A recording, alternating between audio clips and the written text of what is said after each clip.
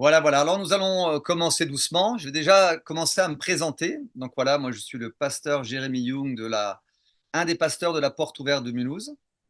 Donc mon ministère à moi, là où Dieu m'a appelé, c'est au milieu des enfants. Voilà, donc je suis en charge à la Porte Ouverte de Mulhouse de, voilà, de prendre soin de tous ces enfants, des moniteurs qui sont engagés, des responsables qui sont engagés, des événements qui se passent dans l'église et en dehors de l'église. Donc voilà, ça c'est mon rôle, mon ministère et ma joie, en tout cas la joie de pouvoir servir au milieu des enfants. C'est un beau ministère et je me réjouis de pouvoir le vivre et ça fait plus de 25 ans maintenant à peu près que je sers au milieu des enfants et une dizaine d'années à peu près où je suis, un peu plus de 10 ans même, où je suis pasteur à l'église de la Porte Ouverte. Voilà, voilà. Et ce soir, nous allons passer à peu près, on va dire, 1 heure ensemble avec plusieurs temps forts. D'abord, nous aurons une présentation de notre invité qui va se présenter dans quelques instants. Une interview sur notre thème de ce soir, bien sûr. Puis un temps de partage où vous pouvez poser vos questions concernant le thème, bien sûr, hein, pas sur d'autres thèmes. On va essayer de rester sur ce thème-là. Je pense qu'il y a déjà beaucoup de choses à dire. Donc, ça sera via l'onglet Q et R, d'accord? Il y aura juste en dessous là du Zoom, il y a un petit onglet Q et R et vous allez pouvoir poser vos questions là et on va essayer. Alors, on va peut-être pas pouvoir répondre à toutes les questions si tout le monde pose des questions, mais on va en tout cas essayer de répondre aux questions qui se rassemblent, les plus pertinentes, hein. On va essayer de faire au mieux en tout cas. Enfin, un moment aussi pour prendre vos agendas, parce qu'on va vous proposer des occasions concrètes de mettre en pratique ce qu'on aura appris ce soir et des activités pour vos enfants à vous proposer. Donc voilà, il y aura tout ça ce soir. Alors, je vais tout de suite accueillir Lucie, qui peut d'ailleurs se présenter en quelques mots. Bienvenue, Lucie. Bonsoir Jérémy et bonsoir à tout le monde. Alors pour ceux qui ne me connaissent pas, moi je m'appelle Lucie Dos Santos et donc je suis mariée avec Philippe. Ça fait à peu près maintenant bientôt 20 ans qu'on est mariés. On a ensemble trois enfants, un grand de 17 ans, une fille de 12 ans et un petit dernier qui va bientôt avoir 6 ans. Ça fait quelques années maintenant que je suis missionnaire en France et je sers en famille avec les fabricants de joie. Les fabricants de joie, pour ceux qui ne connaissent pas, c'est la branche un peu enfance, famille de Jeunesse en mission. Mon rêve à moi, c'est vraiment de voir des pôles famille, des départements famille pousser un peu dans toutes les églises en France et plus loin, hein, pourquoi pas. Euh, Nous, de notre côté, le Seigneur nous a appelés depuis 2017 à déménager en Alsace. Et plus particulièrement, on développe un réseau qui s'appelle Famille de foi. Il existe ailleurs, mais on le développe du coup en Alsace avec toute une équipe. Et l'idée, c'est que plusieurs familles chrétiennes puissent se mettre au service d'autres familles chrétiennes et des églises qui ont envie d'encourager et d'équiper les familles. Voilà un peu pour moi. Ok, vous organisez aussi des journées, des camps, des formations pour les familles donc en Alsace et en France. Est-ce qu'on peut en savoir un peu plus de ce qui se passe lors de ces activités avec les familles de foi? Est-ce que tu peux un peu nous donner des détails par rapport à tout ça? Oui, bien sûr. Alors, moi, je vais passer là la parole plutôt à Phébé, qui a un petit peu grandi dans Famille de foi et qui va du coup pouvoir vous expliquer clairement qu'est-ce que c'est Famille de foi. Volontiers. Alors, Famille de foi, c'est un réseau des fabricants de joie qui a maintenant un peu plus de 10 ans. Le but de ce réseau, c'était d'encourager les familles à avoir sur 3 points, en fait, sur 3 niveaux. On parle du in, up, out. Donc, in, d'inviter les familles à se recentrer un peu sur elles-mêmes et puis à fonctionner ensemble. Ensuite, on dit up parce qu'elles lèvent le regard vers Jésus, à les inviter vraiment à lever le regard vers Dieu pour ensuite out, aller vers l'extérieur et bénir d'autres familles. Et pour ça, on fait des camps famille, on fait des journées famille de foi, on fait des dico-familles, et on fait des webinaires, par exemple. Voilà, tout simplement. Voilà. Alors notre thème ce soir, c'est comment transmettre notre foi à nos enfants intentionnellement, hein. Donc c'est vraiment un sacré programme. Donc merci Lucie en tout cas de nous éclairer là-dessus. Et lors de notre dernier webinaire, d'ailleurs, si vous voulez recevoir le webinaire, il est possible en replay en suivant le lien dans le chat. Voilà, dans le chat tout simplement.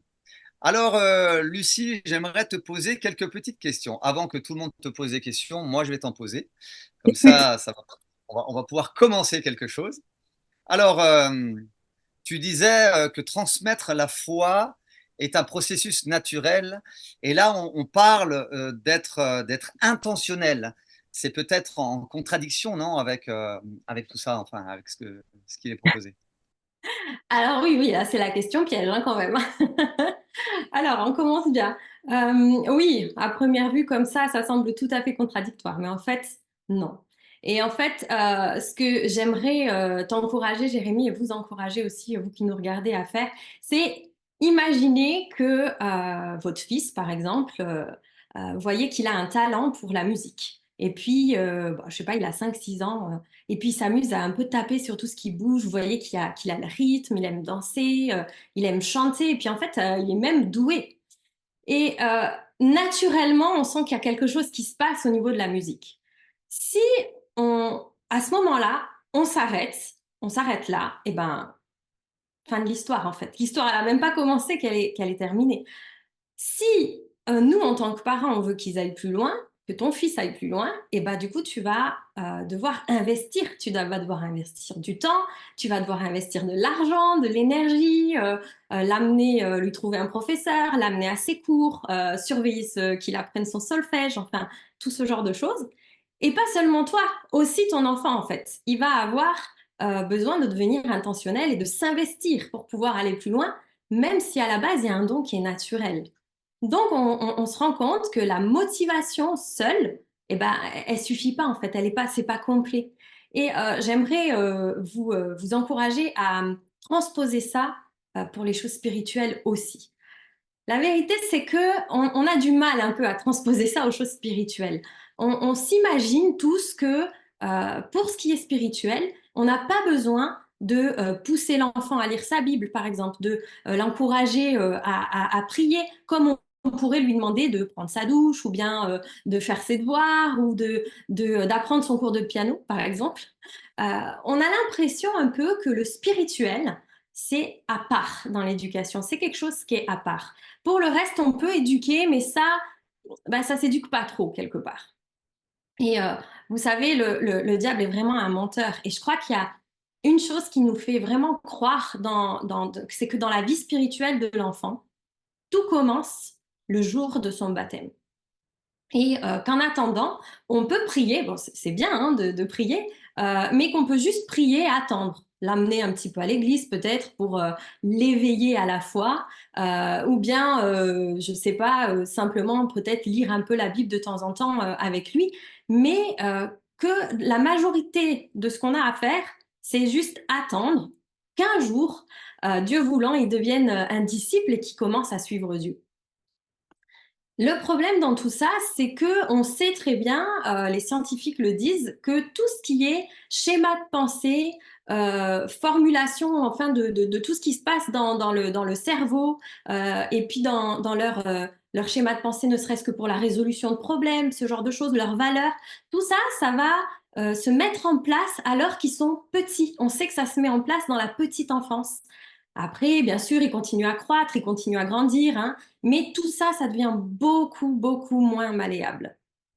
D'ailleurs, il y a Proverbe 22, 6 qui nous dit enseigne le jeune enfant, et j'aime bien la version Martin qui dit à l'entrée de sa voix, et quand il sera vieux, il s'en retirera pas. Donc, soyons clairs, je crois qu'un tout petit peut être éveillé à la foi, mais que dès qu'un enfant a donné son cœur à Jésus, il a envie d'aller plus loin. Ça y est, il est bien réveillé. Il est plus que éveillé, il est même réveillé. Il a la foi. Donc en fait, à ce moment-là, il devient un disciple. 1 Jean 5, 1 nous dit quiconque croit que Jésus est le Messie est enfant de Dieu. La Bible est claire là-dessus. On a, si jamais, Phébé, tu peux mettre ça aussi dans un des liens dans le chat, s'il te plaît. On a un webinaire sur le site des Fabricants de Joie, si vous voulez aller voir. qui explique la capacité des enfants, même tout petits, à comprendre et à répondre aux choses spirituelles. Alors, à leur niveau, bien sûr, hein, on n'est pas démesuré, mais c'est un webinaire que je vous encourage vraiment à regarder parce qu'il y a beaucoup de choses à dire sur cet aspect. Mais en tout cas, ce n'est pas le sujet principal aujourd'hui, donc vous pouvez aller voir ça. Donc en fait, le discipulat, c'est vraiment la pédagogie de Jésus et c'est la partie intentionnelle de la transmission de la foi. Donc pour en revenir à ta question, Jérémie, du départ, non, je ne crois pas qu'intentionnel et naturel, c'est contradictoire, mais je pense que c'est vraiment complémentaire. L'un ne va pas sans l'autre, en fait. Super, merci beaucoup. Merci pour ces réponses et ces pistes, en tout cas, pour y réfléchir. Alors, j'ai une deuxième question. Alors, parfois, on cherche à être intentionnel. Voilà, on est des parents, on le désire. Et impulser une dynamique, mais les enfants sont quand même pas si motivés que ça à nous suivre. Alors, qu'est-ce qu'on peut faire par rapport à ça quand les enfants ne sont pas motivés à nous suivre dans la foi? Alors, comme je pense que tout le monde pourrait vous dire, bah, déjà, il faut commencer par prier, hein, parce que je crois qu'il peut y avoir des tas de raisons pour ça. Mais je pense qu'on peut quand même leur donner envie. Et on peut commencer par leur donner envie en étant nous-mêmes des adultes qui sont déterminés et authentiques. Lors du dernier webinaire, j'avais déjà partagé que les enfants, ils sont appelés à suivre leurs parents ou leurs moniteurs et qui eux-mêmes sont appelés à suivre Jésus. Bon, ça, on est d'accord, jusque-là, on n'apprend rien. Mais la suite, c'est qu'il y a une étape 2, c'est que si tu as envie vraiment que les enfants et les jeunes aient envie de te suivre, ben en fait, il faut que tu saches où tu vas. Il faut que tu aies un objectif. Et des fois, on a du mal à préciser quelle est notre mission précise. Hein. Comment est-ce qu'on est, quel fonctionnement on a dans le corps de Christ? Est-ce que, pour reprendre l'image du corps, est-ce qu'on est un œil, une bouche? C'est quoi vraiment précisément notre place? Est-ce que ça, c'est clair pour toi? Est-ce que ça c'est clair pour ta famille? Parce que ça doit être clair pour ta famille, ça doit être clair pour ton église, tout ça. Donc ça, déjà, c'est important de le clarifier, de nous-mêmes savoir un petit peu où on en est là-dedans. Après, c'est vrai que ce qui arrive aussi parfois, c'est qu'on est face à de la rébellion. Et on propose quelque chose, on est force de proposition sans cesse et d'initiative, et ils veulent pas nous suivre. Je pense que peut-être il y en a d'entre vous qui ont ce que j'appelle des enfants Jonas hein, autour d'eux, ou qui peut-être eux-mêmes sont des Jonas, parce que les chats font pas des chiens, hein, généralement. Euh, mais je trouve intéressant d'étudier l'histoire de Jonas par rapport aux enfants, parce que dans toute de l'étape au moment où Dieu l'appelle à partir à Ninive, où il va vraiment y aller, il y a un bon laps de temps qui se passe. Et ce que je trouve très encourageant, c'est la manière dont Dieu agit avec Jonas. En fait, on voit que tout au long, Dieu il va accompagner Jonas, mais à aucun moment, Dieu ne va changer sa trajectoire. Il va pas changer sa trajectoire, mais il va pas non plus changer qui il est. Un Dieu miséricordieux. C'est-à-dire que même que ça ne va pas plaire à Jonas, que Dieu fasse miséricorde, Dieu ne va pas changer. Dieu ne va pas changer ça. Et troisièmement, il ne va pas changer non plus Jonas et son appel à lui. Jonas va rester le messager. Dieu ne va pas dire, oh ben, écoute, puisque tu ne veux pas le faire, je vais aller voir quelqu'un d'autre. Non. Et en fait, je crois qu'il faut qu'on prenne exemple sur Dieu dans cette histoire parce que Dieu va rester vraiment déterminé et authentique jusqu'au bout. Mais il va jamais laisser tomber Jonas pour autant ou jeter l'éponge. Donc, le canal avec nos enfants, c'est ça, c'est toujours la relation. Mais nous, on ne change pas qui on est, on change pas notre mission, on ne change pas nos valeurs parce que quelque part, ça ne plaît pas à nos enfants. Donc, soyons attentifs à laisser la place qui revient à nos enfants, à leur faire de la place, à adapter ce qu'on fait, qu'ils puissent entrer dedans avec nous. Mais l'enfant, il ne doit pas prendre notre place d'adulte ou de parent ou de moniteur, peu importe. Sinon, je crois que s'il y a un échange comme ça de place, à un moment donné, l'enfant peut même devenir une idole pour nous, puisque si on fait passer sa volonté avant celle de Dieu dans notre vie, bah, c'est ça une idole. Hein. Donc, je crois qu'il faut qu'on soit attentif là-dessus. Il y a un autre extrême aussi qui peut être un défi, c'est que alors des fois, ben, on veut plus, on sert plus parce que on sert plus le Seigneur parce qu'on est trop occupé avec les enfants. Puis des fois, on est trop occupé avec le ministère, par exemple, et du coup, il n'y a plus de place pour les enfants dans notre quotidien ou dans ce qu'on fait, dans notre rôle de tous les jours. on est comme toujours un peu dérangé par les enfants. Alors, c'est sûr qu'il y a plein de choses qu'on peut faire tellement plus vite et tellement, on a l'impression que tellement on peut les faire mieux nous-mêmes sans avoir toujours les enfants dans nos pattes.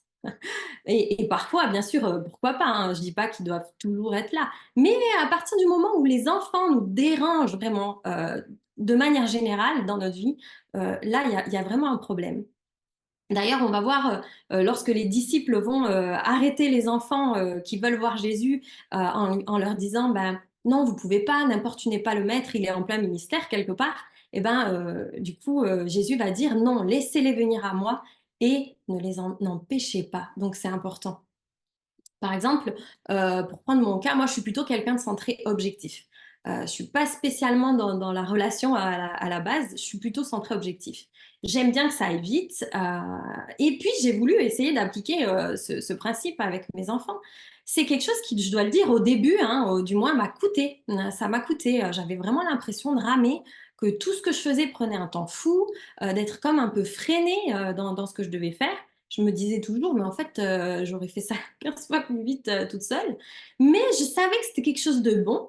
Et donc, j'ai commencé à le mettre en place. Puis après, bien, au fur et à mesure, je l'ai fait avec joie, hein, évidemment, c'est mes enfants. Euh, et ce que je trouve bon à vous partager, c'est pas tellement qu'au final, ça m'a fait plaisir. C'est plutôt les fruits, en fait, que ça a apporté. Là, ça fait maintenant quelques années, hein, j'ai des grands. Et puis, je vois quelque chose d'important aujourd'hui, c'est que finalement, il y a plein de domaines où ils sont vraiment autonomes. Ils arrivent à faire beaucoup de choses par eux-mêmes sans que j'ai besoin d'intervenir à chaque fois. Plein de choses où j'ai pas besoin de repasser derrière ou des choses comme ça. Et ça, c'est hyper encourageant pour moi en tant que maman parce que aujourd'hui, bah, en fait, je gagne plein de temps, je gagne plein d'énergie.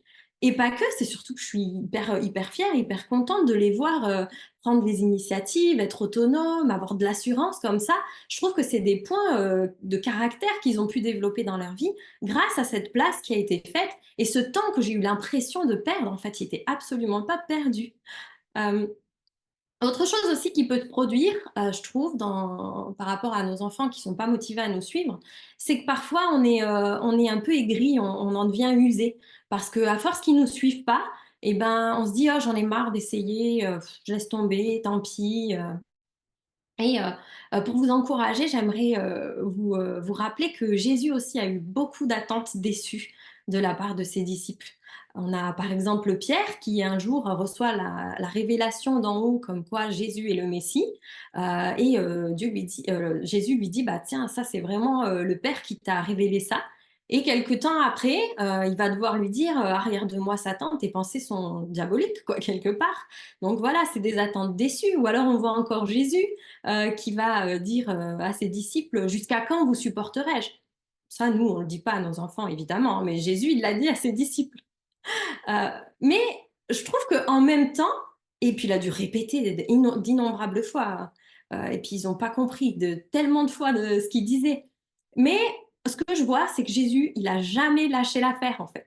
Il a jamais arrêté d'avoir des attentes envers eux. Il a continué à espérer que ce que Dieu était en train de travailler dans leur cœur, que Dieu était en train de les former, de les transformer, parce que la foi de vos enfants, en fait, ils vont suffire à ce que Dieu fasse son œuvre. Donc, je crois que le doute est vraiment un ennemi à combattre. Donc, c'est ça qui peut nous aider aussi, nous, à rester motivés, à continuer.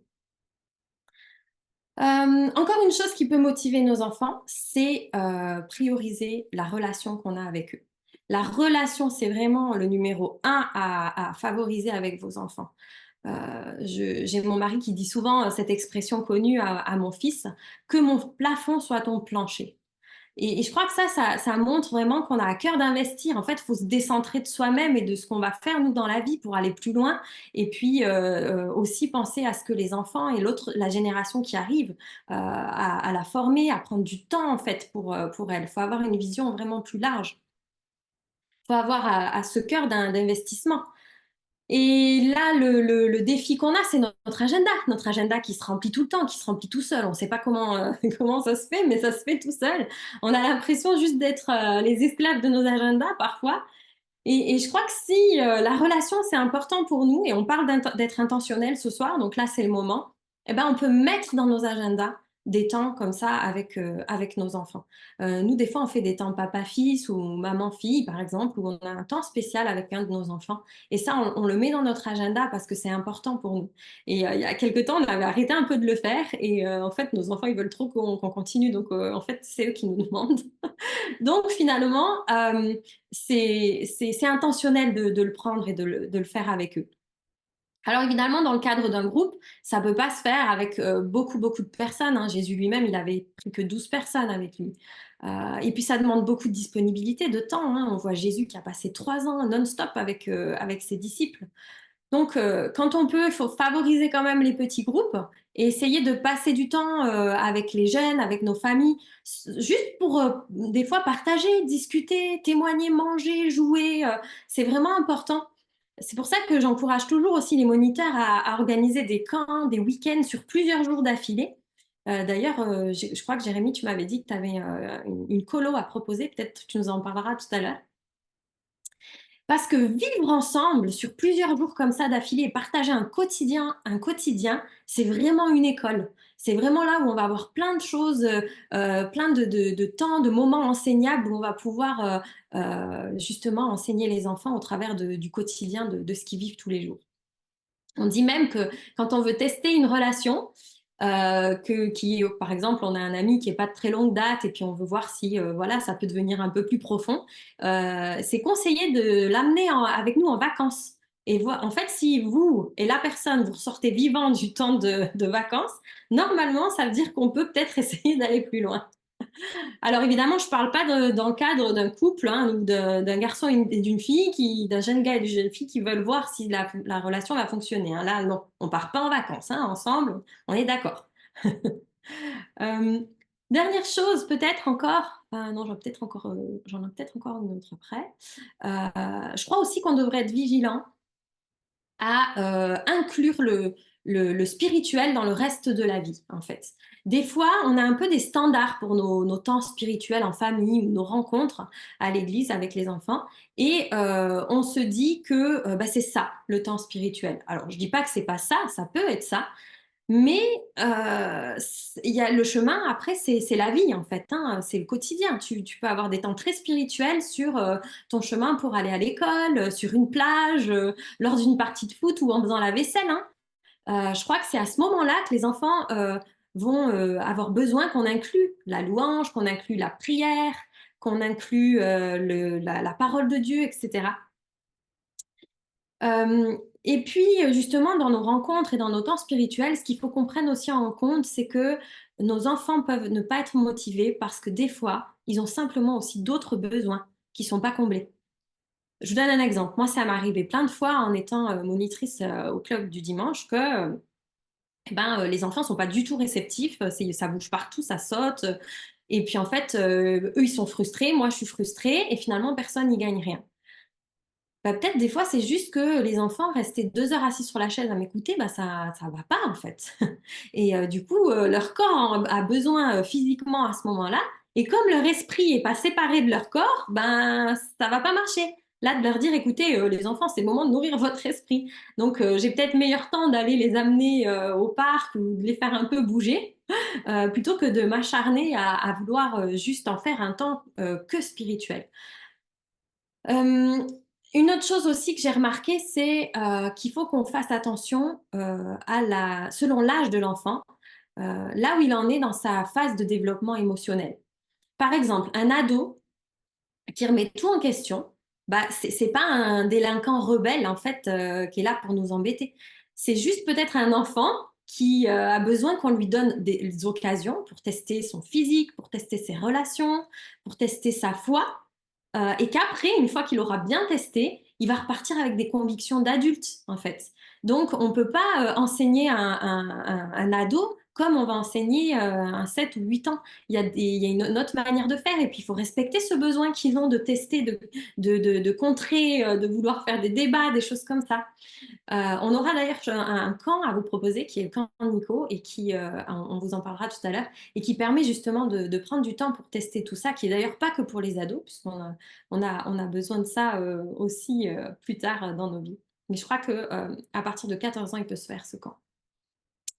Encore une dernière piste pour stimuler nos enfants, c'est, je crois, aussi de les entraîner. En fait, ils ont besoin de remporter des victoires dans leur vie, nos enfants. Parce que vous et moi, soyons francs, parfois, prendre du temps avec Dieu, ça nous coûte, même nous adultes. Même si on sait que c'est bon, même si on sait que c'est bien, même si on sait qu'après on va être content, bah des fois notre corps il est fatigué au moment de prier, hein, et puis on s'endort un peu. Comme Jésus a dit à ses disciples, hein, vous n'avez même pas pu veiller 1 heure avec moi, hein, il allait juste aller à la croix, mais bon, eux, ils n'ont pas pu veiller 1 heure. C'est tout nous, ça c'est tout nous. Bah, nos enfants, ils ont aussi besoin de prendre des victoires sur leur chair pour grandir spirituellement, exactement comme on peut le faire pour nous. Mais je crois qu'eux, ils ont besoin aussi d'adultes qui vont leur apprendre de manière intentionnelle et très, très, très, très répétitive comment, au fur et à mesure des expériences que Dieu va mettre sur leur route, à reconnaître la voix de l'esprit, à reconnaître la chair, à apprendre à savoir quelles sont les armes que la parole de Dieu leur donne dans le combat. Hein, on peut étudier les armes du chrétien avec les enfants, par exemple. Moi, je suis toujours étonnée de voir comment la ferveur de mon mari, par exemple, qui va apprendre les bonnes stratégies à notre fils pour jouer au football. Comment cadrer pour faire le but, comment contrer les adversaires. Il va l'entraîner, il va le soutenir, il va fêter ses victoires. Donc, bah, en fait, on transpose, c'est pareil en fait avec l'esprit. Toujours mon fils d'ailleurs, justement. La dernière fois, bon, mon fils, il a un peu de défi avec la maîtrise de soi, je dois dire. Et il aime bien l'histoire. Il aime tout ce qui est chevalier, soldat, etc. Il y a peut-être d'autres petits gars que vous reconnaissez dans cette description. Et la dernière fois, on a lu ce verset de la Bible qui dit que celui qui est maître de lui-même est plus fort qu'un chef de guerre. Et alors ça l'a marqué. Ça l'a touché là. Et wow. Du coup, c'est un verset qu'il a appris parce que du coup, on lui répète souvent. On a vu que ça le touchait bien. Et puis, il connaît par cœur. Et une fois, je me rappelle quand un jour où il avait vraiment particulièrement eu une victoire dans la maîtrise de soi, son papa lui a fait une petite étoile de shérif qu'il a collée sur son pull avec noté dessus chef de la maîtrise de soi. Il était trop content, il a collé ça sur sa table de chevet ensuite, elle est toujours là.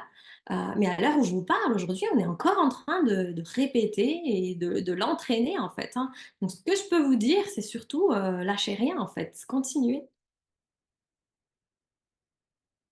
Ah, j'ai été un peu longue sur cette question. Yes, merci beaucoup, Lucie. Moi, j'avais juste un petit exemple quand tu as parlé d'inclure le spirituel dans le reste de la vie, enfin de la vie de tous les jours. Je sais que Mhm. alors les enfants, comme plusieurs d'entre nous, on raconte une histoire avant de les coucher quand ils sont petits et on prie pour eux. Voilà, c'est des temps forts, c'est des temps importants. C'est un peu des rituels comme ça qu'on vit avec nos enfants, mais quand ils sont grands, c'est des fois un peu plus compliqué. Et tu disais tout à l'heure, souvent sur le trajet de l'école, et avec mon deuxième, parce que maintenant j'en ai trois, avec une petite de 2 mois et demi, hein, donc voilà, j'ai trois enfants. Voilà. Donc mon deuxième qui avait 18 ans, ben, sur la route de l'école, ben, on savait pas toujours quoi faire. Et puis à un moment donné, je lui ai dit, mais écoute Naël, est-ce que ça te dirait pas ben, qu'on prie ensemble? Mais à la place que moi je prie seul, ben, on prie chacun son tour. Et là, on priait courtement, chaque fois, 2, 3 minutes, chacun son tour. Et ça a été vraiment quelque chose qu'on a mis en place. Mais alors, du coup, c'était tous les jours. Tous les jours où on priait ensemble, c'était sur le chemin de l'école, ça durait aller un quart d'heure. Mais mais alors au début, il n'était pas tellement chaud, mais après, à chaque fois, il priait toujours plus. Et même, il y a des fois où je me suis rendu compte qu'il avait prié du début jusqu'à la fin. C'était que lui qui priait. Et ça, c'était hyper encourageant, quoi. Donc, d'inclure le spirituel dans la vie de tous les jours, dans les petites choses de la vie, ben voilà, j'avais un peu ce témoignage et j'ai trouvé ça. Enfin, moi, ça m'a super encouragé en tant que père de me dire, voilà, on prend du temps, c'est des moments où on n'est pas dans la chambre en train de lever les mains avec de la musique, avec à genoux au sol, machin. On est Mhm. dans la voiture, mais on le vit à fond et c'est juste génial, quoi. Ouais, Donc ta voilà, voiture est devenue un temple, quoi. voilà, c'est ça. Voilà, c'est beau, hein. Ouais, j'ai encore une petite question pour toi, Lucie. Oui, Est-ce que nos enfants peuvent déjà porter du fruit, étant donné qu'ils ne sont pas encore engagés avec lui, avec le Seigneur? Ah, Ils peuvent déjà porter du fruit. alors oui, oui, c'est sûr. Je réponds tout de suite, mais je peux peut-être donner quelques détails parce que je crois qu'on a besoin de certains jalons à ce sujet. Euh, c'est quelque chose de personnel que moi j'ai vécu avec mes enfants et avec plusieurs autres que j'ai pu avoir à mes côtés. Souvent, pour des enfants qui sont nés dans des foyers chrétiens, c'est généralement entre 4 et 6 ans qui ont vraiment envie de donner leur cœur volontairement à Christ, hein. Comment on voit ça? Il y a un moment donné où ça devient vraiment intentionnel de leur part et on sent en fait qu'ils sont convaincus, vraiment convaincus de péché. À un moment donné, on le sent qu'il y a une œuvre là qui est en train de se faire en eux et ils vont demander pardon, mais ils vont pas demander pardon pour avoir fait ceci ou avoir. Enfin, c'est pas pour quelque chose en particulier. On sent qu'ils demandent pardon parce que tout à coup, on les sent un peu comme désespérés parce qu'ils comprennent que je suis pécheur en fait. J'ai besoin qu'on me sauve. Je suis perdue. Et on sent en fait cette tristesse en fait qui est là. Et là, ils demandent pardon vraiment pour tous leurs péchés en fait. Et ils reçoivent le Christ vraiment comme sauveur. D'ailleurs, si un enfant vit cette étape avec vous et que vous n'êtes pas ses parents, vraiment communiquez ça. Je vous encourage à communiquer ça aux parents pour que ça soit vraiment une étape dans la vie de l'enfant, qui est vraiment un avant et un après, que ça soit vraiment un fait marquant, en particulier pour les enfants justement qui grandissent dans des foyers chrétiens, parce que il y a certains après à l'adolescence, ils savent plus. C'est la foi de qui? C'est papa, c'est maman, c'est moi. Quand est-ce que tout le monde leur demande c'est quoi leur expérience et comment ils sont convertis et ils savent pas. Et donc là, ça permet de mettre une date en fait, finalement. Et ça, c'est bien. Et puis pourquoi pas vraiment faire une fête autour de ça ou quelque chose comme ça. Vous allez me dire, ouais, ça, bon, la fête, tout ça, c'est le baptême, quoi, c'est pas maintenant. Alors juste laissez-moi vous donner une petite image que j'aime bien utiliser par rapport pour décrire vraiment la croissance spirituelle de l'enfant, de la relation avec Dieu, de l'enfant qui évolue. C'est l'image du couple, en fait. Dans un couple marié, hop, on rembobine, on revient au début. Et au début, il y a eu une rencontre. Il y a eu une rencontre avec le bien-aimé. Ensuite, il y a eu des fréquentations. Il y a un moment où on apprend à connaître notre futur. Et puis, à un moment donné, un peu plus encore avancé, il y a les fiançailles, il y a un engagement de cœur. Il y a un souhait que la relation elle devienne vraiment particulière, en fait. Et ensuite, enfin, il y a le mariage, où il y a un engagement de cœur qui se concrétise et où il est public, et puis où bah, on va vivre ensemble, on va avoir des projets ensemble, on va avoir des enfants, etc. Et ben, en fait, je crois que c'est la même chose en fait quand nos enfants ils rencontrent le Seigneur. Souvent, c'est d'ailleurs l'un d'entre nous qui a ce privilège de leur présenter Jésus. On leur présente Jésus, puis ensuite ils commencent à fréquenter Jésus. Et puis nous, on peut les aider puisqu'on connaît déjà, hein. Donc, on présente un ami quelque part et puis on lui explique comment il est, etc. On leur explique ça aussi. Puis eux-mêmes apprennent à connaître comment est Jésus. Et au bout d'un moment, quand tu apprends à connaître Jésus, bah, il est génial. Donc, tu as trop envie de t'engager, en fait, aussi, et de devenir toi-même son ami, de l'aimer aussi, en fait. Et là, c'est un peu les fiançailles. C'est là que les enfants donnent leur cœur, en fait. Et ensuite, à un moment donné, oui, viendra le baptême. Chez nous, notre petit dernier, il a fait ce pas il y a quelques semaines. Et c'est fou parce qu'il y a 2, 3 jours, il s'est mis sur mes genoux. Il m'a dit, ah, mais maman, moi, un jour, je vais me baptiser. Et c'est vraiment ça, en fait, qui s'est passé. Parce que le fiançailles, c'est ça, en fait. Il a cet engagement de cœur et il a envie d'un jour pouvoir se faire baptiser comme le fiancé a le souhait un jour de pouvoir se marier. Pour lui, c'est clair, quoi. Donc, je crois que du moment que ben, on a une relation comme ça entre deux fiancés, eh ben, il y a des attentes mutuelles de l'un, de l'autre. Donc, il y a quelque chose qui devient réciproque entre Jésus et l'enfant. Une relation, ça va engager Dieu et ça va engager l'enfant aussi. Et ben, ça, ils sont pas trop petits pour l'apprendre, hein. Ça s'apprend dès la maternelle, hein. Quand tu as un ami, ben, une relation, ça engage, hein. On appelle ça d'ailleurs chez les tout petits, on dit qu'ils apprennent le contrat social, hein. Donc, ben, c'est un petit peu pareil en fait. Et on parle d'ailleurs souvent qu'on a une religion, qu'on n'a justement pas une religion, mais une relation. Et justement, il y a cette idée de réciprocité dans la relation. Donc, Jésus appelle aussi nos enfants à répondre avec qui ils sont et à se mettre en marche, en fait, avec lui. Je me souviens dernier petit exemple, de ma fille à l'âge de 4 ans. En fait, on habitait une autre région et dans le sud de la France, une petite ville dans le sud de la France. Et Dieu commençait à nous dire, à nous, les parents, comme quoi il nous appelait à venir justement habiter en Alsace. Et ma fille de 4 ans était plutôt bien réfractaire. Elle voulait pas quitter ses amis, elle voulait pas quitter sa famille. Évidemment, bon, vous comprenez bien ce qui peut se passer dans la tête d'un enfant quand il envisage un déménagement. Et ben, vous allez me dire, bon, bah, de toute façon, bon, c'est ça, c'est difficile un déménagement. Et puis voilà, hein, elle a juste à se soumettre. Hein. Mais la vérité, c'est que Dieu ne pense pas comme ça, en fait. Euh, Dieu, ce qu'il savait, c'est que cette petite fille, elle avait besoin d'une conviction. Elle pouvait pas juste entendre, ah bah tu dois suivre tes parents, hein, je les appelle là-bas. En fait, elle avait besoin de recevoir, elle aussi, cet appel à aller là-bas. Et du coup, je trouve tellement merveilleux la manière dont Dieu fait avec les enfants. Euh, voilà ce qui s'est passé. Alors qu'on se promenait dans la rue, une des rues enfin, d'une ville vraiment perdue, hein, c'est pas une grande ville, dans le sud de la France, là où on habitait, on se promenait, puis on parlait de ça, puis on priait pour ça sur le chemin, pour ce déménagement. Et là, ma fille, elle trouve par terre une peluche en forme de cigogne avec écrit Alsace dessus. Et là, on était, waouh! Alors, non seulement ça a convaincu la petite, mais ça a fini de convaincre les parents, clairement. Et je crois qu'en fait, si Dieu dirige la vie des parents, bah, il s'occupe de tout. Il va pas, il est pas, il va pas, on n'est pas là pour imposer la volonté de Dieu à nos enfants, en fait, en les sommant là de nous suivre. Hein. Nous, on suit notre ami Jésus, et puis là où il nous envoie, hein, et puis lui, il s'occupe d'appeler chacun des membres de la famille à le suivre. C'est pas pour ça que ça a pas été simple non plus de quitter le soleil, de quitter la famille. Mais je crois que on pouvait pas passer à côté du plan de Dieu. Et les enfants, ils doivent aussi apprendre que c'est pas à eux à diriger leur vie. Que Dieu a donné, et aujourd'hui, Dieu a donné une belle école, les grands-parents se sont rapprochés de chez nous, Dieu a été bon envers notre fille. Mais il a pas changé ses plans non plus. Et je crois elle a grandi, elle apprend à marcher sur ce chemin de la foi aussi. Bah, elle était toute petite, elle avait 4 ans. Hein. Donc, gardons quand même en ligne de mire que l'enfant, un jour, il va devenir un adulte. Ça, je vous apprends rien. Et on ne veut pas qu'il devienne un adulte qui est un peu assisté de la foi quelque part. Hein. Ce qu'on vise, c'est la croissance. Et ce qu'on veut surtout, c'est qu'il s'attache spirituellement à Jésus avant tout.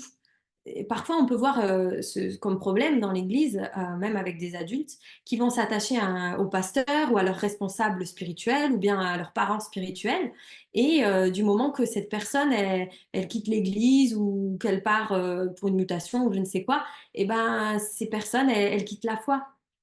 Et c'est pas bon qu'on puisse toujours que les enfants ne sont pas obligés de toujours passer par des intermédiaires. Ils peuvent apprendre aussi eux-mêmes à connaître Christ et à porter du fruit, même s'ils ne sont pas encore baptisés. Ils sont en chemin, en fait, tout simplement. Yeah, merci beaucoup, hein, je suis d'accord avec toi. Alors pour terminer, est-ce que tu aurais des pistes concrètes pour encourager les enfants dans leur foi de manière intentionnelle? Mhm. Ouais, Des pistes. alors j'ai quelques petites choses concrètes, mais je dirais que de manière générale, pour être concret, il y a deux choses que les enfants vraiment vont avoir besoin. C'est d'un style de vie, de rencontre d'église, où il leur est possible à la fois de recevoir et de donner. Pour ce qui est de recevoir, c'est-à-dire ils ont besoin que d'être nourris hein, par Jésus, qu'ils soient nourris tout simplement. Et comme on le disait à l'instant, ils ont besoin aussi d'apprendre à se nourrir eux-mêmes en fait, d'aller eux-mêmes vers Jésus. Et on a un outil au fabricant de joie qu'on aime bien, alors, qui n'est pas un outil des fabricants de joie, mais qu'on aime bien utiliser. On a une petite fiche pour ça. C'est de leur apprendre, à partir du moment où ils savent bien lire leur Bible déjà, apprendre à faire leur culte personnel tout seul. Et ça, c'est des choses qu'ils peuvent faire à la maison ou qu'on peut faire aussi en groupe. Donc, on donne un passage et l'enfant prend sa Bible et puis avec la petite fiche qu'on a donnée, on a quelques points sur cette fiche comme ça leur est noté, bah, trouve un endroit calme, mets-toi à l'aise et puis que le Saint-Esprit puisse t'éclairer dans le passage que tu vas lire. Pose-toi des questions comme qu'est-ce que ce passage m'apprend sur Dieu, qu'est-ce qu'il m'apprend sur moi-même, qu'est-ce que je vais pouvoir mettre en pratique. Note ça dans un petit carnet, on peut leur donner un petit carnet de notes à côté. Et comme ça, en fait, avec quelques pistes en fait pour les aiguiller un petit peu, bah, ça va leur apprendre progressivement à vraiment faire leur culte personnel tout seul en fait. Donc ça, c'est pour la partie vraiment recevoir, que je vous donne cet exemple-là. Il y a plein d'autres manières pour que les enfants reçoivent des choses. Hein. Et il y a aussi ce point sur lequel je voudrais un peu plus insister, c'est le fait de donner. On doit réfléchir à des occasions de mise en pratique pour les enfants, dans le quotidien, au travers des programmes, quand c'est au niveau d'une église. Jésus lui-même y a pensé. Pensez un moment au passage de la multiplication des pains. Imaginez-vous, vous êtes les disciples là, il y a tous ces besoins, et puis Jésus leur a dit quoi? Donnez-leur vous-même à manger. Donc, bah, il y a beaucoup de besoins là, hein. Et puis nous, ben, on est, je sais pas, moniteurs ou parents, et puis on dit, bah, Jésus, j'ai que des enfants avec moi, je vois bien tous les besoins qu'il y a autour de nous dans le monde, mais comment je peux pas y répondre avec les petits enfants que j'ai à côté de moi? Et en fait, on se rend même pas compte qu'on a le petit gars avec les 5 pains et les 2 poissons qui est juste là, et que c'est avec ça, en fait, que Jésus va faire le miracle. Et des fois, on s'en rend pas compte. On parle souvent de cet exemple des 5 pains et des 2 poissons hein, quand on parle des enfants, mais est-ce que concrètement, vraiment, on va laisser la place dans l'Église, dans nos problématiques adultes, à ce que les enfants vont avoir à nous apporter? Des fois, on va dire, on va dénigrer un peu, hein, tu n'es que un enfant. Je crois qu'on doit faire attention parce qu'on risque vraiment de perdre cette génération si on pense qu'elle a que besoin d'être servie. Elle a vraiment besoin aussi de servir, comme quand bah, on mange, on a besoin aussi de se dépenser. Les deux vont ensemble, il faut vraiment un équilibre. D'ailleurs, on voit que dans le passage dont on parlait juste avant, où Jésus dit aux disciples, laissez les enfants venir à moi, on voit que là, il veut qu'ils reçoivent, il veut vraiment les nourrir, en fait. Et dans cette histoire-là, ce qu'on voit, c'est que ce petit garçon a donné ses 5 pains et ses 2 poissons. Donc, on voit aussi que Jésus veut laisser les enfants servir, donner ce qu'ils ont, en fait, pour répondre avec le miracle, évidemment, aux besoins autour de nous. Qu'est-ce que je peux vous dire encore? Oui, quand c'est possible, de manière adaptée bien sûr, hein, on peut aussi inclure les enfants dans tout ce qui est service pratique. Ça, même les tout petits, ils aiment beaucoup. Alors après, un peu moins, on verra un peu comment faire pour que les grands aussi s'y mettent. Mais que ce soit à la maison, lors de camps ou à l'église, c'est pas compliqué de les investir aussi dans des services pratiques. De toute manière, il faut que ce soit pour les enfants concret et simple. Mais dès qu'ils sont petits, ils peuvent aider à la cuisine. Les grands, même dans des camps, ils peuvent faire la vaisselle, ils peuvent faire une carte à une personne malade, jouer avec les plus petits, donner le petit pot au dernier. Imaginer certains, j'ai entendu une fois, ont imaginé une vente de gâteaux pour récolter des fonds pour un orphelinat, hein. On peut partir aussi de leur créativité à eux, hein. Bon, vous allez me dire justement, les enfants, ils n'ont pas toujours envie de faire ça. Mais ce qui se passe parfois, et ça, on le voit quand, moi, je le vois quand je demande le rangement à la maison.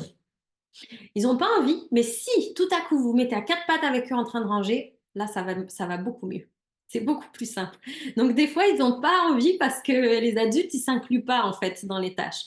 Donc, je crois qu'on doit prendre vraiment exemple aussi sur Jésus dans notre manière de faire.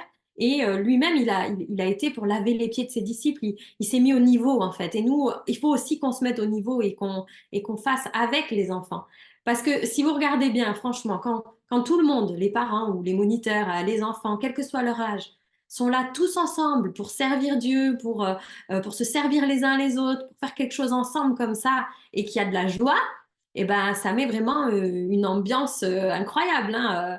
Donc, ça donne envie d'aller plus loin, même de faire d'autres projets. Ça met une dynamique, même pour la famille. Donc, je vous encourage vraiment à ce que ça devienne un style de vie et, euh, et que surtout, bah, nous, chez nous, par exemple, à la fin du ménage, bah, c'est l'apéro, quoi, hein. Faites la fête, fêtez les choses, récompensez aussi. Euh, on fait plein de choses chez nous, là, à la fin du ménage, au début des vacances, on fait plein de choses. Parce que tout ça, ça va nous pousser aussi à une autre chose, c'est la reconnaissance. Et ça, c'est pareil, dans un style de vie, la reconnaissance, c'est hyper important. Juste, tu me demandais des pistes concrètes, donc j'ai quelques petits trucs comme ça qu'on utilise à la maison pour la reconnaissance. C'est que parfois, on sort par imprimante, on imprime 1000 lignes, donc ça nous fait beaucoup, beaucoup de papier, et on les affiche en fait sur le mur de la cuisine, mais ça peut se faire aussi à l'église, dans une salle de club. Et au-dessus, on note comme titre les 1000 merci. Et puis du coup, on laisse un stylo. Et là, pendant X temps, bah, tout le monde peut mettre tous les merci qu'il veut. Merci à Dieu, merci à l'un, merci à l'autre. Et le but, c'est d'en écrire le plus possible et d'arriver aux 1000 un jour. Et c'est trop chouette de lire ça, en fait. Quand on lit ça, ça nous encourage, on a envie de rajouter des points d'exclamation à un merci, ou des fois, il y a un merci qui nous est adressé, c'est chouette aussi. Donc, on fait ça. Avec les plus petits, on peut faire aussi... on fait des temps de louange chamallow, donc ça peut être soit dans la cheminée l'hiver, soit à l'extérieur quand il fait beau, on fait un feu, puis on grille nos chamallows. Et à chaque fois qu'on grille un chamallow, on doit dire un sujet de reconnaissance. Je peux vous dire que pour les gourmands, tout à coup, il y a beaucoup de sujets de reconnaissance. Euh, et ouais, il y a quelques temps, j'étais aussi, comment dire, un petit peu embêtée par rapport au temps où beaucoup de chrétiens, on prend ce temps-là avant manger, où on rend grâce. Et puis chez nous, là, ça devient un peu rituel, et j'aime pas trop quand ça devient comme ça. Et puis là, depuis deux soirs, hein, ça fait pas longtemps, je dis, bon, c'est embêtant parce que ce temps, c'est quand même bien parce que c'est un moment où on est quand même tous réunis. Alors, ça serait dommage de pas utiliser ce temps pour être reconnaissant. Et du coup, maintenant, j'ai dit à mes enfants, on peut très bien être reconnaissant pour d'autres choses aussi, juste avant manger. Donc, quelques-uns donnent des sujets de reconnaissance, puis on se réjouit ensemble. Ça change un peu, et ça nous permet de quand même rester dans cet état d'esprit de reconnaissance. Si quelqu'un a aussi entendu un sujet de prière dans la journée, qu'on en parle à table, spontanément, on va se mettre à prier à table. On va pas mettre un temps à part spécial pour prier pour cette personne. À table, spontanément, au milieu du repas, au milieu de nos activités, en fait, on va le faire, en fait, tout simplement. Et si on attend, de toute manière, très franchement, dans la plupart des cas, on le fera pas. Donc, autant le faire tout de suite. Voilà, donc je crois que j'ai fait un peu le tour. Peut-être la dernière chose que je peux vous dire, c'est que finalement, le quotidien, il est ce qu'on en fait. Donc, demandez vraiment au Seigneur de développer votre créativité parce que vous en avez, et devenez intentionnel, presque offensif, j'ai envie de dire. C'est-à-dire faire, c'est pas la guerre, hein, mais faire exprès de faire le bien, poser des actes en fait qui amènent la vie, et puis ça, transmettez-le aux enfants, quoi, tout simplement. Merci beaucoup pour toutes ces pistes, hein, ces idées qui sont juste excellentes. Alors écoutez tout le monde, pardon, c'est parti donc pour les questions. Donc on vous laisse quelques minutes pour poser vos questions, ou même voter les questions qui vous semblent intéressantes. Donc n'hésitez pas à aller sur le petit onglet Q et R, et c'est à cet endroit-là qu'il faut poser toutes les questions. Et comme ça, Lucie ou moi-même ou d'autres peuvent y répondre. Alors, on va voir un peu tout ce qu'il y a comme question. Alors, OK. Alors, il y a une question, Lucie, comment trouver l'équilibre entre le ministère dans l'Église et le temps auprès de nos enfants? C'est une très bonne question. Très, très bonne question. Tu pourrais aussi en dire quelque chose. Euh, je crois que ça dépend de quel ministère il s'agit aussi, parce il y a des choses qu'on fait dans l'Église dans lesquelles on peut inclure nos enfants facilement, et d'autres où c'est moins évident. Donc là, j'ai envie de dire, l'équilibre, il va se jouer un peu à ce moment-là. Je sais que moi, par exemple, mon mari, quand il était petit, ma belle-maman allait beaucoup, beaucoup à l'église. On avait à l'époque, je pense, au moins 5 ou 6 réunions par semaine. Et il était petit et il participait à toutes ces réunions. Il n'y avait pas forcément de programme pour enfants à ce moment-là. Mais lui, il s'est régalé parce qu'en fait, le pasteur avait des enfants du même âge. Et du coup, à chaque fois, pour lui, c'était un temps extra parce qu'en fait, il passait du temps à jouer avec ses amis. Donc, en fait, j'ai envie de dire, ça dépend du vécu de l'enfant, ça dépend de votre vécu aussi. Mais ça, je crois que ça se discute en fait. Alors, je sais pas quel est l'âge des enfants aussi, parce que ça dépend aussi de l'âge des enfants. Mais ça se discute avec les enfants, comment ils le vivent. Est-ce qu'on sent qu'ils auraient besoin de plus? Et j'ai envie de dire, même ça se on ne peut pas donner de réponse toute faite parce que c'est au fur et à mesure du temps et de leur évolution. Il y a des moments où ça va peut-être faire trop, il y a des moments où ça ira. Voilà, mais au maximum, en tout cas, il faut essayer de les inclure et de toujours en discuter avec eux. Et même quand on n'est pas là, j'ai envie de dire, ils peuvent quelque part être là. Si c'est un ministère, par exemple, où ils ne peuvent pas forcément participer, on peut quand même leur demander, par exemple, de prier pour nous. et d'avoir peut-être, si c'est des grands, un groupe WhatsApp ou quelque chose comme ça où on va partager nos sujets. Il ne faut pas que le ministère, ça soit un sujet tabou. Il faut que ça soit un sujet vécu le plus large possible dans la famille. Voilà, je ne sais pas si tu veux ajouter quelque chose, Jérémy. Alors, c'est vrai que c'est toujours une question qu'on se pose quand on est notamment dans le ministère, mais je pense qu'il faut aussi être vrai dans notre relation avec Dieu lorsqu'on prie, lorsqu'on est là devant Dieu, parce que je crois que c'est Dieu aussi qui met les priorités dans nos cœurs. Alors, c'est vrai que des fois, on peut dire, ben, la priorité, c'est la famille, après la priorité, je sais pas, c'est l'église, après la priorité, c'est le travail. Enfin, souvent, on peut essayer de faire ce calcul-là, mais je crois que Dieu est assez grand pour venir parler à nos cœurs et nous donner vraiment quelles sont les priorités du moment. Et il y a des moments où Dieu va nous dire: «La priorité, ce sont tes enfants, c'est ton épouse, il faut que tu sois là, il faut que tu ailles voir ton fils aller jouer au foot, il faut que tu ailles voir ta fille faire de la gym». Voilà, on sent que Dieu nous parle et que ça devient cette priorité-là. C'est pas seulement aller évangéliser ou faire des visites ou autre. Voilà, on sent que Dieu nous parle et nous dit: «Non, la priorité là, en ce moment, c'est ça». Et des fois, la priorité, ça sera en effet le ministère, de pouvoir partir et évangéliser ailleurs, à emmener la parole, dans une autre église, dans une autre ville. Voilà, et je pense que Dieu, il est assez grand pour connaître le chemin de notre cœur et nous donner lui-même les priorités. À nous d'être vrais et à nous de ne pas avoir peur des fois de dire non dans certains déplacements ou quoi et de dire bon, là, je sens que c'est la priorité pour ma famille et mes enfants. Enfin voilà, c'est bon, c'est pas toujours évident, hein, mais voilà, en tout cas, c'est une petite piste aussi. Alors, il y a une deuxième question. Comment faire en cas de séparation compliquée avec un ex-conjoint opposé à toute autre religion en dehors de l'islam?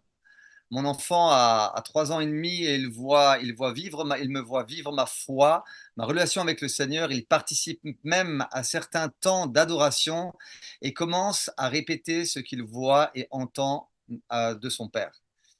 Euh, voilà. Alors, est-ce que toi, tu as une piste par rapport à ça? Situation pas évidente, ça clairement. Euh, Mais je crois qu'on est toujours, quoi qu'il en soit, appelé à vivre notre foi, euh, quelque part, quelles que soient les circonstances, même si elles sont difficiles, et à laisser nos enfants pouvoir voir cette foi. Maintenant, je ne sais pas quel est s'il y a il y a de l'opposition apparemment, mais comme on le voit même dans la Bible, hein, malgré l'opposition, voilà, que le Seigneur donne toutes les forces pour pouvoir rester ferme soi-même dans la foi. Et je crois que ce petit garçon, il va faire son chemin parce que Dieu sait comment l'appeler, sait comment aller le trouver, sait comment aller le chercher. Et ça serait pas le premier dans des situations complexes comme celle-là qui donnerait son cœur au Seigneur. Ça, je le crois, vraiment. Mhm. Merci pour la réponse. Alors, pardon, je cherche les questions, hein. Comment transmettre notre foi à nos enfants quand nous-mêmes, on n'est pas bien ou quand on est en crise dans notre foi? Mhm. Quand on fait une crise de foi, voilà, c'est ça. Ouais, crise de foi, ouais. Mais la crise de foi n'est pas un problème pour, pour nos enfants. Quand on traverse une crise de foi, j'ai envie de dire, c'est plutôt bon signe parce qu'il y a une crise.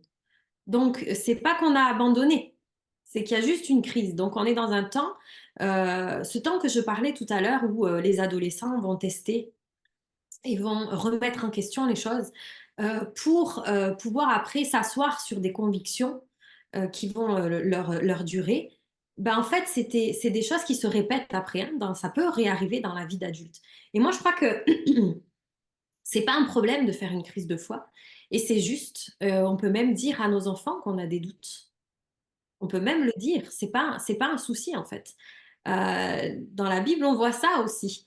Et je crois que le tout là, c'est d'être vrai de ce qu'on est en train de vivre avec les enfants. Et peut-être même ce sera eux qui répondront à ces doutes et à ces questions, parce que souvent, eux, ils doutent pas généralement. Et je crois que c'est pas un problème. Au contraire, c'est bien de pouvoir se poser des questions. Et pourquoi pas, selon l'âge des enfants, là encore, c'est pareil. euh, pourquoi pas même que ces questions, il soit au courant de ces questions et qu'il soit au courant aussi du cheminement, c'est-à-dire des réponses que Dieu vous donne dans ce temps de crise. Parce que c'est sûr que Dieu va vous soutenir dans ce temps de crise, d'une manière ou d'une autre. Quand je pense à un temps de crise, je pense toujours euh, à Jésus qui appelle Pierre et qui doit marcher sur l'eau. Pour moi, un temps de crise, c'est un peu ça. Il y a des fois où Jésus menace la tempête, puis il y a des fois où bah, la tempête, elle n'est pas menacée, et puis par contre, il faut marcher sur l'eau. Et c'est un peu ça. Et je crois que c'est super que vos enfants voient aussi comment Jésus vous accompagne dans ce temps de crise. Mm.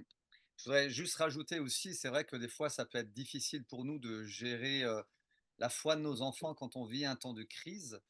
Et je me dis, mais c'est là aussi l'importance de l'Église, parce que l'Église, il va y avoir des relais, notamment quand voilà, si on a des jeunes ados avec nous, si on a même des jeunes de 10 ans, 9 ans, il y a des moniteurs, des personnes qui sont engagées, qui sont des exemples aussi pour les enfants et qui vont pouvoir aussi, quand nous, c'est difficile parce qu'on vit peut-être des situations difficiles dans notre famille, de pouvoir avoir ces relais-là qui vont encourager nos enfants, qui vont les motiver dans leur foi, qui vont les motiver aussi et aussi de ne pas, voilà, de ne pas porter la souffrance que nous, en tant qu'adultes, on peut avoir sur nos épaules, de ne pas le faire porter à nos enfants et justement, d'avoir ces relais, je trouve que ça peut être en tout cas très encourageant pour nos enfants et leur donner justement d'être eux-mêmes après un encouragement pour nous-mêmes qui vivons des temps difficiles. Voilà un peu, voilà, voilà ce que je voulais rajouter, quoi. Ouais. Comment faire lorsque le parent s'est converti tard et que son enfant sont déjà ados et sont réticents à nous suivre, quoi. Ça arrive beaucoup, ça. Mhm. Oui, en effet. Les ados, euh, ils sont dans un âge où les copains ont ont plus d'impact dans leur vie que les parents. Donc, ce que je disais tout à l'heure, je vous encourage vraiment à étudier les stades du développement des enfants afin que vous puissiez voir qu'est-ce qui se passe en fait. Et l'adolescence particulièrement est à étudier. Euh, et du coup, je crois que le groupe, vraiment, c'est important. Et là, du coup, j'en viens à ce que tu disais, Jérémy, par rapport à la question précédente, c'est que je ne sais pas si vous avez une église ou un groupe de jeunes, mais là, ça devient vraiment important. Moi, j'ai toujours dit à mon mari, si jamais, quand nos enfants sont ados, si jamais il faut changer d'église pour avoir qu'ils aient qu'ils aient des gens de leur âge, ça sera important à cet âge-là. Donc là, c'est ça qu'il faut plutôt chercher. Mais il ne faut pas penser que parce qu'ils ne vous suivent pas, ils ne vous regardent pas vivre et que ce que vous vivez n'a pas d'impact sur eux. Ça, c'est complètement faux. Ça, c'est ce qu'on peut voir, ce qu'on peut croire par rapport à leurs paroles, à leur comportement, mais c'est complètement faux. Dans quelques années, vous pourrez voir qu'en fait, non. Alors, que dire à son enfant, encore une autre question, qui ne reçoit pas de réponse à ses prières? Que peut-on lui transmettre dans ces moments-là? Mhm.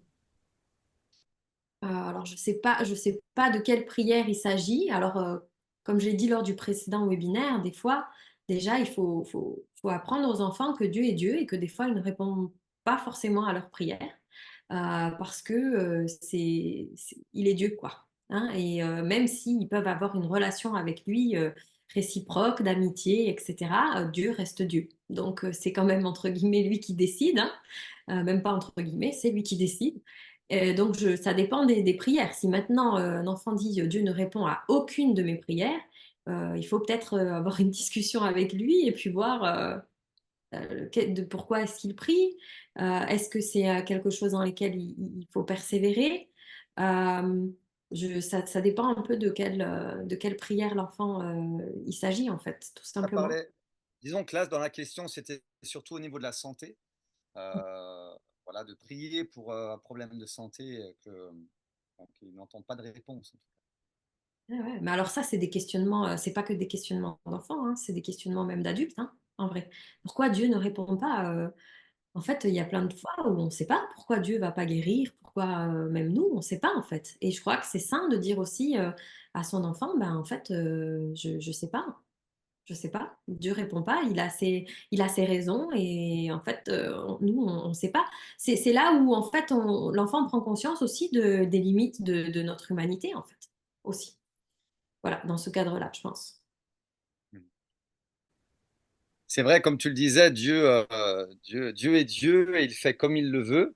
Alors c'est sûr que pour un enfant qui souffre, c'est des fois difficile à l'entendre, mais de se dire au-delà de l'aspect physique, de la souffrance physique, c'est toujours se dire, mais Dieu vient planter quelque chose en toi, dans ton cœur.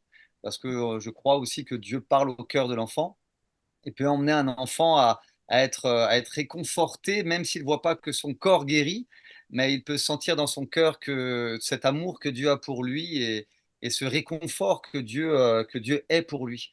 Et c'est comme nous tous, Dieu ne répond pas toujours comme on le veut, mais en tout cas, on sent toujours que Dieu a nos vies entre ses mains et qu'il sait nous guider. Je trouve que ça, c'est quand même toujours important de dire à l'enfant, mais voilà, ressens bien ce que Dieu veut te dire au plus profond de ton cœur, parce que Dieu nous parle, et ça c'est sûr. Mm. Alors, c'est une question, je crois. Le son est correct. Ok, merci beaucoup. L'importance de vivre sa foi avec des amis et l'Église, en plus qu'avec ses parents et entourage familial, est très important. Comment faire si nous ne sommes pas rattachés à une Église locale? Doit-on y aller si on n'est pas en accord avec la directive ou alors la doctrine peut-être même, hein, de l'Église, ou doit-on trouver une autre solution? Alors, ben, alors, il faut voir. En fait, il faut un peu peser le pour et le contre, c'est-à-dire jusqu'à quel point on n'est pas d'accord avec la doctrine de l'Église en question, voir si c'est vraiment des choses qui sont rédhibitoires, hein, ou si c'est simplement des divergences d'opinion qui font que peut-être la réunion entre les ados se passe très bien et où ils sont pas dans des questionnements de doctrine profonds, où ils ouvrent simplement peut-être entre eux la Bible et ils échangent leurs questions, etc. Il faut voir jusqu'à quel niveau la doctrine de l'Église n'est pas acceptable.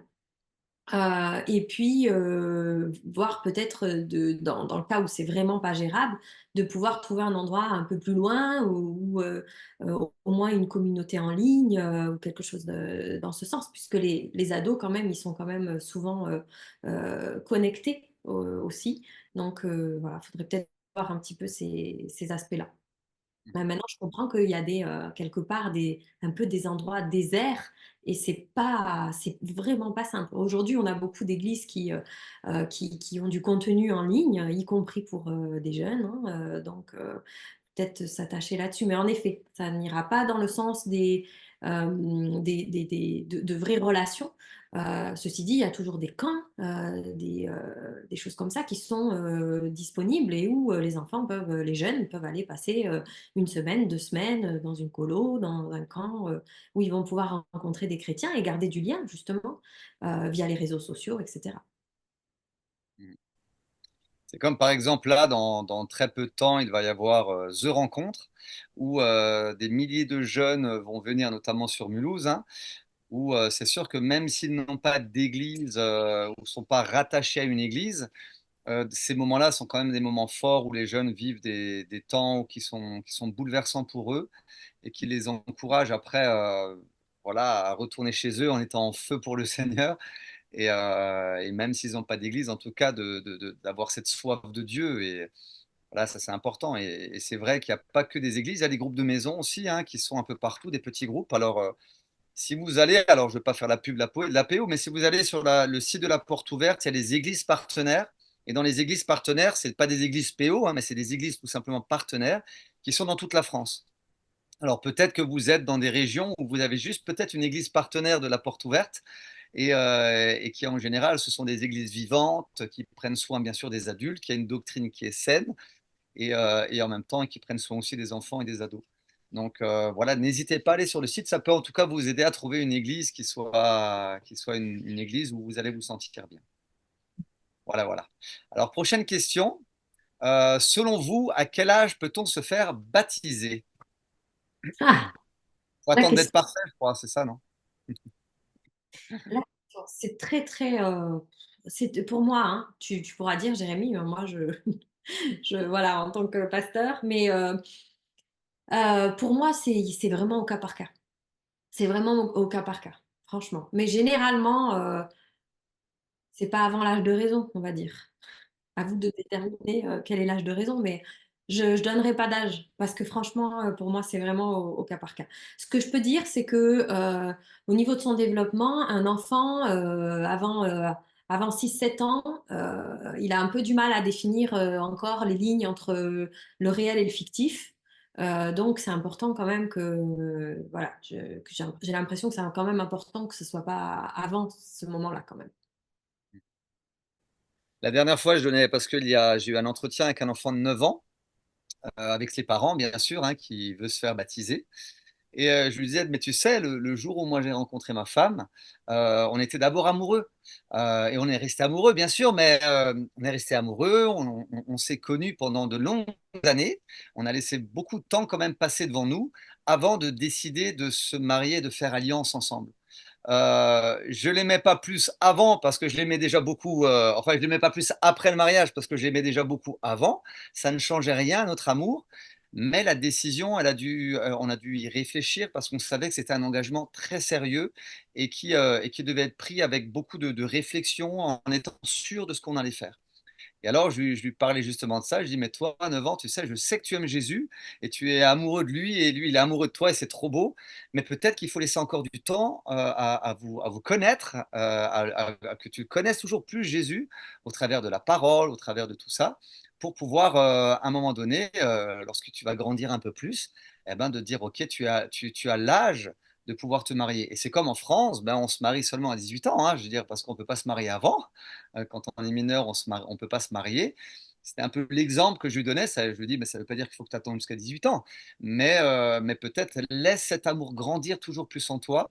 Et à un moment donné, tu prendras la décision. Et alors après, faire des petites études bibliques avec pour pouvoir lui permettre de plonger ses regards dans la parole et de savoir exactement ce que c'est le baptême. Mais comme tu le dis, on ne peut pas donner un âge exact. On a déjà baptisé, nous, des enfants de 10 ans, de 12 ans, voilà, mais on les connaissait, ils portaient du fruit, il y avait le témoignage des parents, il y avait voilà, leur comportement, enfin, leur amour pour Jésus. Enfin, ouais, il y a tellement de choses qui doivent être prises en considération avant de dire à un enfant, OK, on y va, quoi. Des fois, des fois on a peut-être un peu peur d'aller trop vite. Enfin, de certaines personnes peuvent aller trop vite dans le baptême juste pour dire ouais super il s'est fait baptiser on est content quoi, mais c'est pas juste le baptême, c'est pas l'acte qui va faire que l'enfant va suivre, c'est quand même cet accompagnement et voilà et ce regard qu'on a sur l'enfant pour pouvoir bien le diriger et il vaut mieux attendre tranquillement et lorsqu'il fait le choix ben, c'est top. Alors je vais donner la dernière question. Mon fils a 7 ans et il dit toujours qu'il s'ennuie à l'église. Ah, ça c'est dommage, hein. Et il y va souvent à contre-cœur. Comment faire pour l'aider à prendre conscience que c'est important pour lui? Hmm. Mmh. Parler avec lui, c'est quoi qui l'ennuie? C'est pas forcément, que ça vient on sait pas vraiment d'où ça vient, en fait. Pourquoi il s'ennuie? Il faudrait discuter avec lui, discuter avec, l'église, avec les moniteurs, avec, ceux qui sont avec lui et puis, voilà, gérer ça comme une famille, j'ai envie de dire. Cet enfant, il est dans l'église et donc, il fait partie de l'église, il fait partie de la famille de l'église donc, ben, on gère ça comme une famille, quoi. Quand, dans la famille, il y a un enfant qui s'ennuie, on réfléchit avec lui, on voit, qu'est-ce qu'on peut faire? Donc, je pense que si c'est, une communauté où on peut, discuter, c'est bien de pouvoir et discuter avec l'enfant et discuter avec la communauté à la fois pour voir, qu'est-ce qui se passe, en fait, tout simplement. Des fois, c'est juste comme je disais, tout à l'heure, c'est juste que, ben, je sais pas, on bouge pas assez ou, l'enfant n'y arrive pas ou c'est des choses comme ça. C'est des choses toutes simples des fois. Donc, pas s'affoler, et puis en discuter, quoi. Il y aurait beaucoup de choses à dire là-dessus, hein, parce que c'est vrai qu'il y a le ressenti de l'enfant et puis il y a la réalité de ce qu'il vit et que des fois c'est vraiment ennuyant en fin de compte. Pardon de le dire, mais je pense que les moniteurs, tous ceux qui sont dans les églises devraient beaucoup plus se faire former, beaucoup plus voilà, travailler sur des fois des sujets avec beaucoup plus de visuels, beaucoup plus ce côté dynamique pour permettre à tous ces enfants de ne pas s'ennuyer, mais de vraiment recevoir. Et j'avoue que des fois, ça peut être vraiment très ennuyant. Mais bon, pardon, ça c'est peut-être un travail que nous faisons notamment dans les églises ou faire des formations. On va dans différentes villes pour le faire. Et on voit qu'il y a beaucoup de choses à faire au milieu des enfants. Et notamment ce webinaire pour pouvoir aider aussi les parents. Et Mais puis, voilà, je pardon, crois. juste, je Oui, reviens juste là-dessus. Et puis peut-être voir s'il s'ennuie aussi parce que peut-être qu'il n'a pas l'occasion de donner aussi et de servir. Et ça, c'est important aussi, puisqu'on en parlait tout à l'heure. Et moi, je vois, j'ai une fille qui est ma fille qui est très, très pratique. Et ça peut être très compliqué pour elle de sans cesse avoir l'impression d'être spectateur. Ça lui correspond pas. Et puis bon, tous les enfants hein, ont besoin de donner, mais particulièrement certains sont déjà très actifs dans leur tempérament et ont besoin de redonner rapidement. Voilà. c'est vrai. Donc voilà, nous avons fait un peu le tour de toutes les questions, enfin plus ou moins de toutes les questions qui ont été proposées par vous qui nous suivez.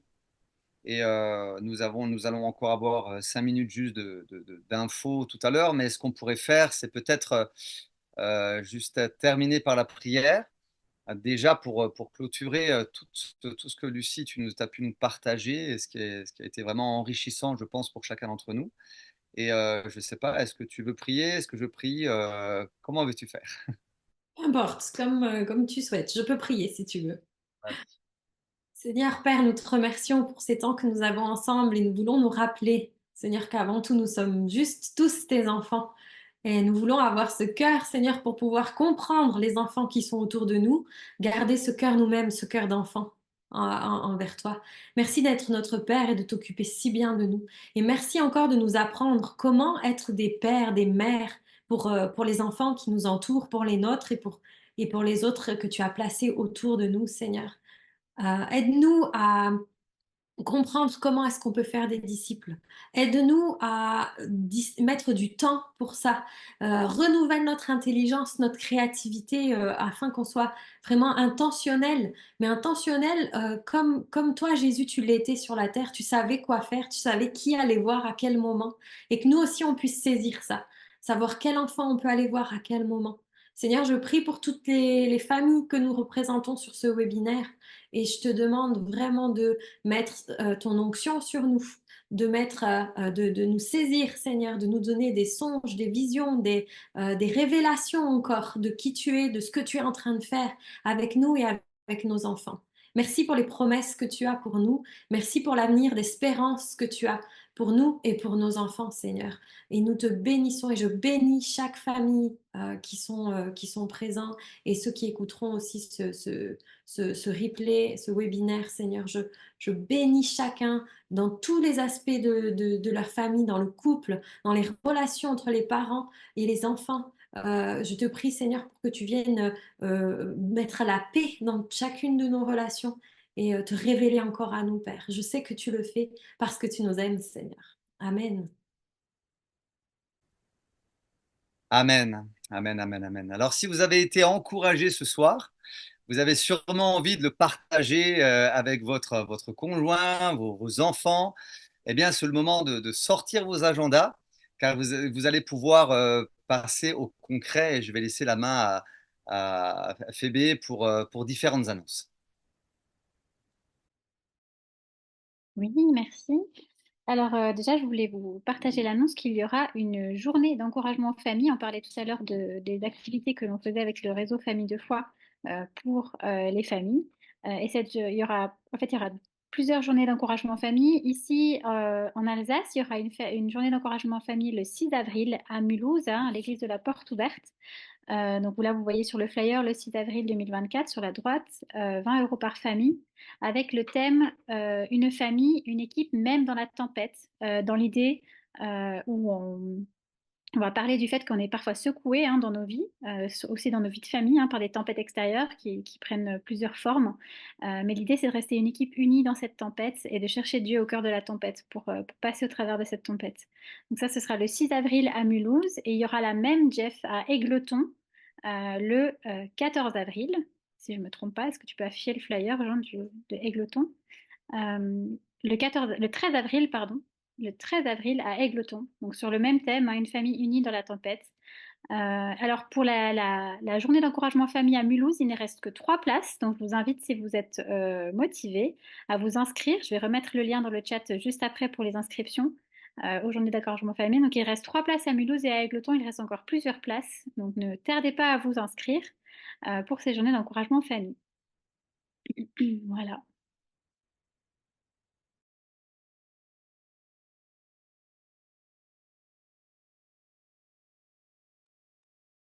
Pardon, J'ai pardon. oublié, j'ai juste oublié. Voilà, c'est mon mari qui m'a soufflé l'hélico. Voilà, donc effectivement, on parlait des ados tout à l'heure et il y a eu plusieurs questions sur les ados, hein. C'est vrai que c'est un âge où on se pose beaucoup de questions, comme l'a dit Lucie, et c'est pas toujours évident. Il y a un camp qui sera organisé à destination du coup de nos ados, spécifiquement aussi. C'est un camp Nico. Le camp Nico, hein, c'est pour se défier, et puis Nico, ça veut dire vaincre, surmonter, conquérir, hein. Le but, c'est de surmonter des défis, de travailler son leadership en équipe et aussi de travailler le travail d'équipe, tout simplement. Et donc ce camp Nico, il aura lieu ici en Alsace du 22 au 26 avril 2024. Je remettrai aussi le lien, hein, sur le chat après. Donc ce sera ici en Alsace du 22 au 26 avril et il reste encore des places, mais je vous invite pour vos ados à faire ce pas de les inscrire. Voilà, je crois que cette fois c'est tout. Ouais, juste pour moi, encore une petite info. Donc, tous les ans, nous organisons des colonies de vacances pour les enfants de 6 à 12 ans. Donc voilà, il reste encore des places, ça se remplit très très vite. Mais je me suis dit, c'est aussi l'occasion pour d'autres enfants d'ailleurs de pouvoir y participer. Moi-même, je serai le directeur de cette colonie de vacances. Et vous avez donc tout le descriptif. Il va y avoir un lien qui va être aussi partagé sur le chat où vous pouvez aller chercher les inscriptions. Tout se fait sur, voilà, vous téléchargez les documents et vous pouvez les envoyer. Et voilà, donc c'est vraiment des temps bénis, encourageants pour les enfants et qui vivent vraiment leur foi et vivent de beaux moments. Voilà, alors je vous invite, pour tous ceux qui veulent, il y a encore de la place, profitez-en. Voilà, les enfants de 6-12 ans. Merci beaucoup. Donc voilà, je crois que nous avons terminé au niveau des annonces. Donc, vous pouvez retrouver bien sûr le webinaire en replay dès la semaine prochaine dans vos boîtes mail. Alors, vérifiez bien les spams, hein, pour pas que ça soit dedans. Et donc, ça vous sera bien sûr envoyé aussi par mail. Voilà, je crois que nous sommes à la fin de ce webinaire.